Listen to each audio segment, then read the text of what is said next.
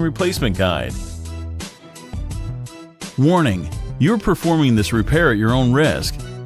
We claim no responsibility for any damages that might occur. To perform this DIY repair, power down your Apple iPhone X smartphone.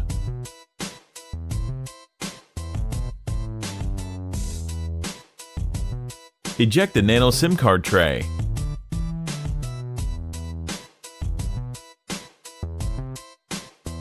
Remove the bottom 3.4mm pentalobe screws located next to the lightning connector. Apply some heat and then use the precision knife to create enough space to insert a triangle opening tool.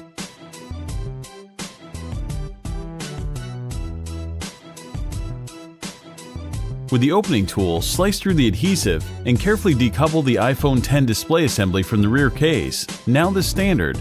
It opens to the side. The display assembly is still connected to the iPhone by cables, so don't try to remove it entirely just yet. Remove the following 5 tri-point screws, securing the bracket that covers every logic board connector. These screws are different sizes, so be sure to remember where they go.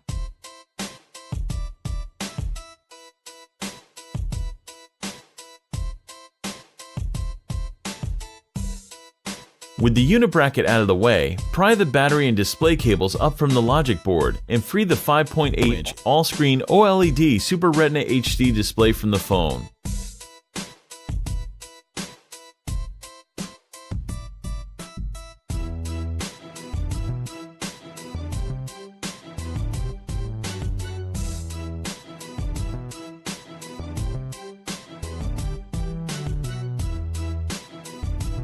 Remove the following 3 tri-point screws.